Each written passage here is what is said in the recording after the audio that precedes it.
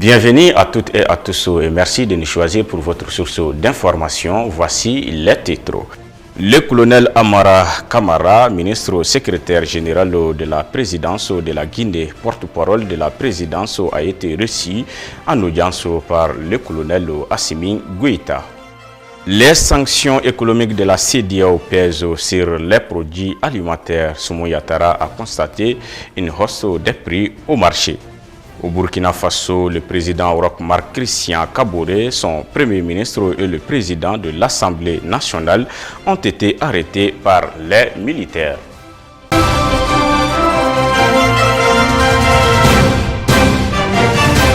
Nous sommes venus pour échanger sur des questions d'intérêt nationaux et nous nous réjouissons de la qualité d'échange, a déclaré le colonel Kamara à sa sortie d'audience. Suivant son intervention. Le président qui nous a invités à une rencontre, et je voulais profiter de l'occasion de remercier très sincèrement pour cette invitation et l'opportunité qu'il nous a donnée de venir le rencontrer, malgré son calendrier très chargé. On est venu, on était également porteur de message de son frère et ami, le colonel Mamadi Doumbouya, pour échanger sur des sujets d'intérêt nationaux. Il y a eu des échanges et des conseils du président colonel Assimi Goïta. Nous nous sommes vraiment réjouis de la nature et de la qualité des échanges. Je voudrais vraiment remercier l'ensemble de la délégation pour tout ce qu'ils ont fait pour la réussite des travaux que nous avons menés ici au Mali, mais également remercier la partie malienne pour l'accueil chaleureux, la qualité des débats, la persévérance qu'ils ont démontré face aux soucis communs aujourd'hui qui est l'intérêt du peuple du Mali. En tout cas, nous nous remercions de la convergence de vues entre les deux chefs d'État et la convergence d'idées entre nos deux peuples. Le gouvernement du Mali a procédé à l'ouverture d'une enquête transparente et diligente sur un incident sécuritaire ayant coûté la vie à 7 Mauritaniens. Le drame est survenu lundi dernier près de Nara, localité frontalière avec la Mauritanie. Selon des médias mauritaniens, les victimes sont des éleveurs qui se rendaient au Mali pour y rejoindre leurs troupeaux en quête de pâturage. Aïssata Maïga pour plus de détails. Le gouvernement du Mali, à la suite d'une séance de travail avec une délégation mauritanienne, a décidé d'ouvrir une enquête transparente et diligente dont les résultats seront partagés avec la partie mauritanienne, a annoncé dans un communiqué Abdoulaye Maïga, le ministre de l'administration territoriale et de la décentralisation. Selon des médias mauritaniens, les victimes sont des éleveurs qui se rendaient au Mali pour y rejoindre leurs troupeaux en quête de pâturage. Le gouvernement décline toute responsabilité et souligne qu'à ce stade, aucun élément ne met en cause l'armée malienne, a souligné Maïga, assurant que toutes les mesures seront prises pour arrêter et traduire en justice les auteurs de ces actes tragiques. La présidence mauritanienne avait annoncé vendredi dans un communiqué l'envoi d'une délégation à Bamako pour faire la lumière sur la mort de ces Mauritaniens. Cette décision faisait suite à une manifestation organisée le même jour à Nouakchott, la capitale, par des habitants du département de Abel Begrou, localité d'origine des victimes à la frontière avec le Mali. Les manifestants voulaient ainsi appeler le gouvernement à assurer la sécurité des citoyens et à faire la lumière sur cette affaire. Cet incident coïncide avec la tentative des autorités maliennes de la transition d'obtenir le soutien de la Mauritanie pour briser l'embargo de la communauté économique des États d'Afrique de l'Ouest. Une délégation conduite par le ministre des Affaires étrangères Abdoulaye Diop a achevé mardi une visite en Mauritanie. Face à l'adversité à laquelle notre pays fait face, le gouvernement trouve troublante la survenue de cet incident, a ajouté le communiqué. La CEDEAO et l'Union économique et monétaire ouest-africaine ont pris une batterie de mesures économiques. Suite aux sanctions de la CEDEAO, le prix de certains aliments de la première nécessité ont pris l'ascenseur. Pour plus de détails, Soumo Yatara s'est rendu au marché de Kalabankoura où les commerçants et les clientes n'ont pas mâché leurs mots concernant la hausse des prix qui devait ce temps-ci être abordable et accessible pour tous. Suivons le reportage. Depuis que les sanctions sont tombées à l'encontre de notre pays, les commerçants ont commencé à augmenter les prix de certains aliments, comme la pomme de terre. Avant, on l'achetait à 11 000 francs CFA le sac. Maintenant, le prix a augmenté. On l'achète à 12 500 francs CFA le sac. ou même à 12 000 francs CFA. Pour l'oignon, on achetait à 10 000 francs CFA le sac. Maintenant, on nous vend ça à 11 500 francs CFA le sac. Les prix ont un peu augmenté. J'appelle les grossistes à revoir les prix. Franchement, cela nous fera beaucoup de plaisir. Je suis ici ce matin pour acheter mes condiments. Ces temps-ci, tout est cher. La viande, les poissons, rien n'est accessible. Je demande aux autorités de parler à la population afin que les prix puissent être accessibles à tous. Car nous sommes tous des Maliens au final. Nous sommes tous frères. Il faut qu'on se donne la main pour y arriver. Par exemple, avec 2000 francs CFA, on ne peut rien acheter à part la viande et l'oignon.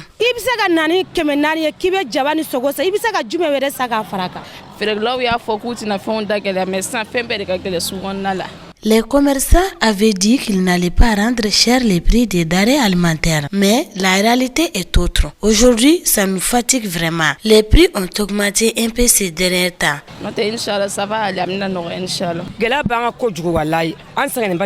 Les prix des aliments sont très chers. Nous sommes fatigués même. Avant, j'achetais les cartons du poisson à 15 000 francs CFA. Maintenant, c'est à 20 000, 19 500 ou 19 000 francs CFA. Et puis, on en trouve même plus. Le kilo de la tchéké est à 500 ou 400 francs CFA maintenant. Il faut que les prix baissent. Hier, j'ai fait le marché de Sougounoukoura et l'Al de Bamako pour pouvoir me ravitailler en poisson. Ça n'a vraiment pas été facile. Depuis 4 heures du matin, j'étais debout. Pratiquement, tout à 20 000 francs CFA ces derniers temps. Même le prix de l'huile a augmenté. Les commerçants sont en train de vendre les litres de l'huile à 1200 francs CFA. L'huile rouge est accessible à 1000 francs CFA. Si on pouvait diminuer les prix, ça sera vraiment génial. Et puis comme ça, tout le monde sera rassasié. Les sanctions ont trouvé que les prix sont en hausse. Mais maintenant, les choses ne sont plus accessibles.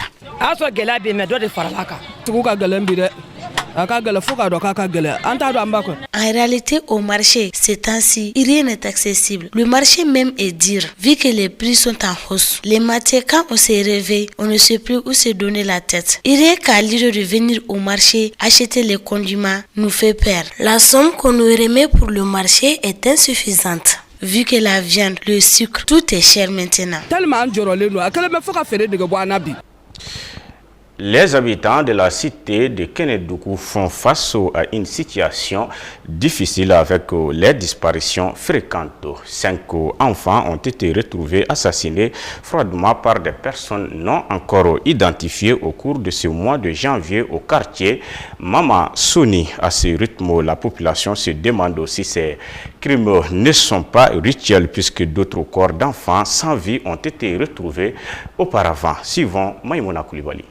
Les parents du quartier périphérique Mamasoni de Sikasso vivent les calvaires et ont la peur au ventre en ce début d'année. Ils craignent pour leur progéniture pour cause. Ce quartier, selon nos sources, a enregistré successivement 5 enfants retrouvés sauvagement assassinés, certains égorgés et les têtes emportées avec d'autres parties du corps et d'autres puisées de leur sang. Les auteurs de ces actes ignobles, inhumains et objects ne sont toujours pas connus, plutôt retrouvés. Les parents du quartier périphérique Mamasoni de Sikasso vivent les calvaires et ont la peur au ventre en ce début d'année. Ils craignent pour leur progéniture pour cause. Ce quartier, selon nos sources, a enregistré successivement 5 enfants retrouvés sauvagement assassinés, certains égorgés et leurs têtes emportées avec d'autres parties du corps et d'autres puisées de leur sang. Les auteurs de ces actes ignobles, inhumains et objects ne sont toujours pas connus, plutôt retrouvés. En effet, selon les informations recueillies auprès de notre source au quartier Mamasoni, ces enfants assassinés disparaissent d'abord dans la nature avant d'être retrouvés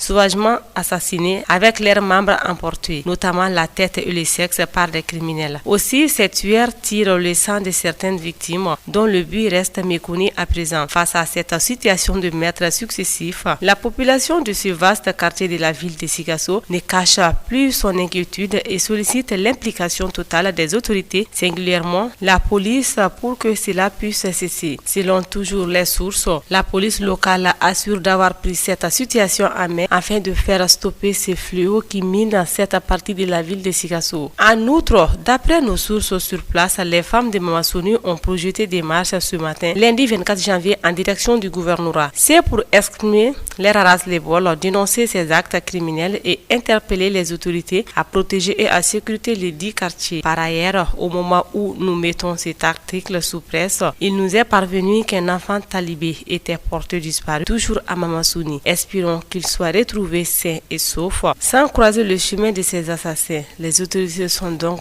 interpellées.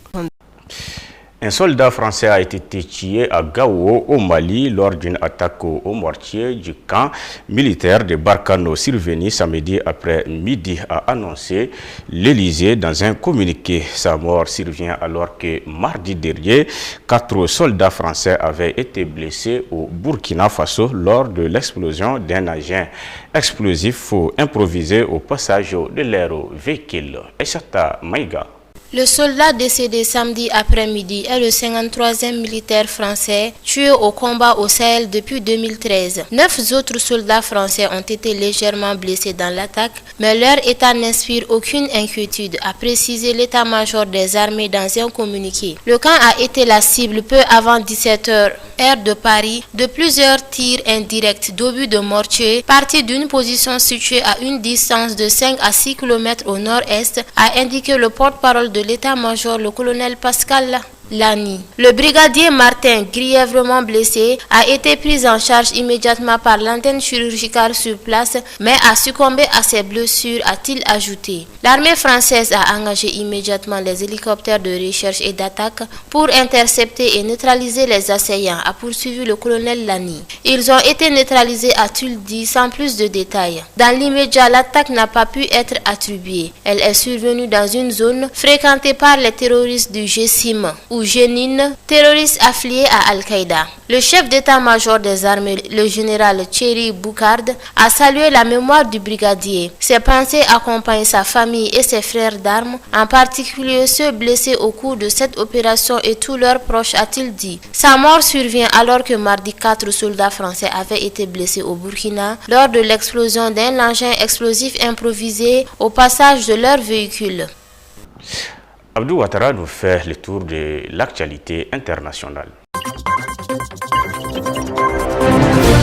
Une centaine de jeunes, dont des leaders d'organisations de la société civile, ont été aperçus sur place aux environs de 10 heures pour manifester leur soutien aux militaires dont plusieurs sont encagoulés. La situation nationale reste toujours confuse. Si certains médias internationaux dont RFI et France 24 font état de l'arrestation du président du Faso, des sources sécuritaires et des médias nationaux comme Omega Media rapportent plutôt qu'Irak, le premier ministre Lassina Zerbo et le président du Parlement Alassane Bala Sankandé se trouvent entre les mains de la gendarmerie qui assure leur protection. Aucun communiqué officiel n'a été prononcé jusque-là. Les militaires s'apprêtent-ils à faire réellement une déclaration de prise de pouvoir? Rien de véritable pour le moment. Par ailleurs, le procès sur l'assassinat du président Thomas Sankara qui devait reprendre ce 24 janvier n'aura pas lieu, informe des éléments de la sécurité aux alentours du tribunal militaire de Lok. Des sources font état de l'arrestation du président du Faso, Roch-Marc Christian Kaboré, détenu dans un camp militaire de la capitale, selon plusieurs médias dont RFI et France 24. Des hommes armés ont pris en tout cas position devant la primature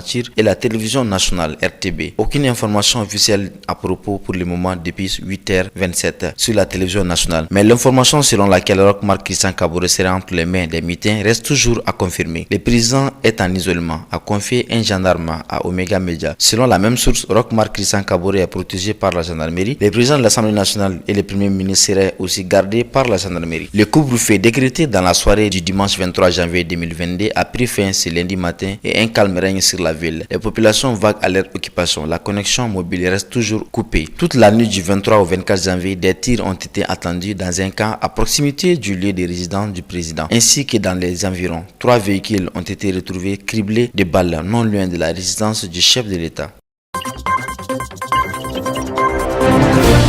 Au Liban, le gouvernement s'est réuni ce lundi 24 janvier au matin après plus de 3 mois de blocage dû à des divergences politiques concernant l'enquête sur la double explosion du port de Beyrouth en août 2020. Cette réunion intervient alors que l'effondrement socio-économique du pays se poursuit depuis plus de 2 ans. Formé le 10 septembre dernier, le gouvernement de Niadid Mikati n'a plus été convoqué depuis le 12 octobre en raison du refus de ses composantes chiites de prendre part aux réunions. Les Hezbollah et le mouvement Amal exigeaient le remplacement du juge chargé de l'enquête sur la double explosion du port de Beyrouth, Tarek Bitar, accusé d'être sélectif et politisé. Le magistrat est toujours en place même si son enquête piétine. Mais les chiites ont quand même levé leur veto à la réunion du cabinet. Les revirements s'expliquent par l'urgence de la situation économique et sociale qui se dégrade de jour en jour. La réunion de ce matin sera d'ailleurs consacrée au dossier socio-économique, aide sociale provisoire aux fonctionnaires, augmentation des indemnités de transport journalier et autres mesures palliatives. Le dossier le plus important sur la table du Conseil des ministres sera cependant le projet de budget pour l'année 2022. Son approbation est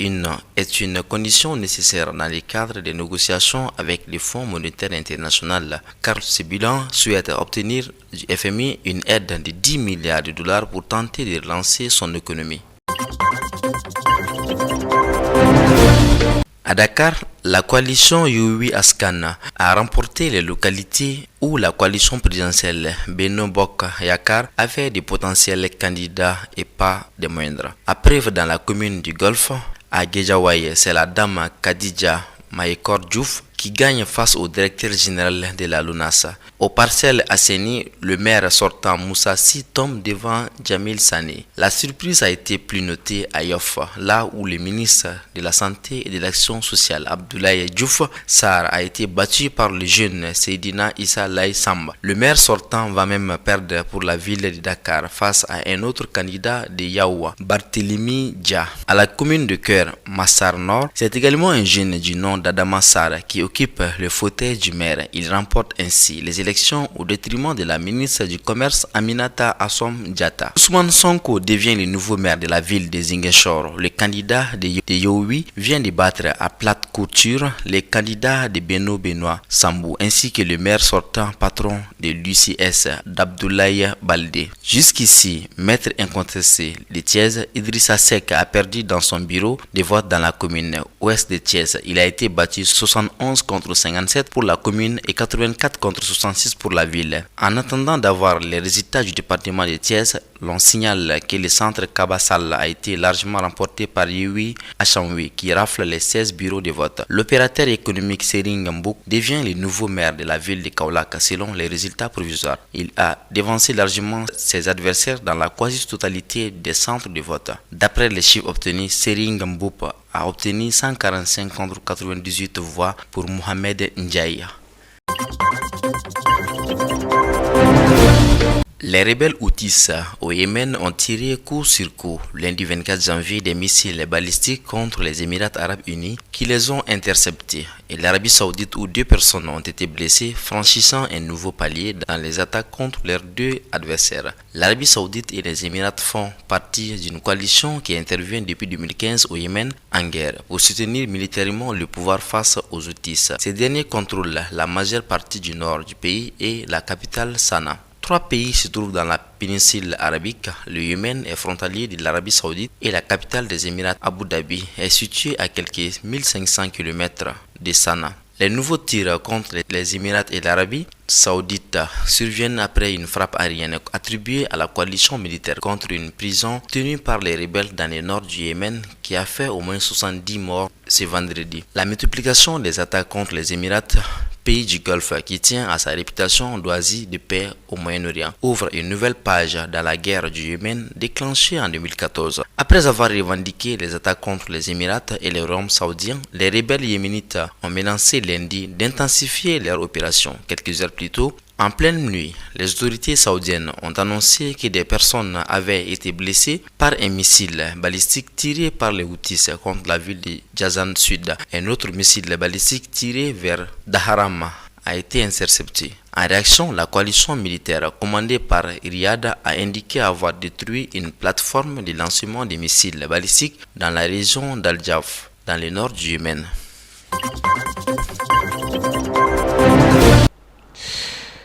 Ceci met fin à cette édition. Merci à vous de l'avoir suivi.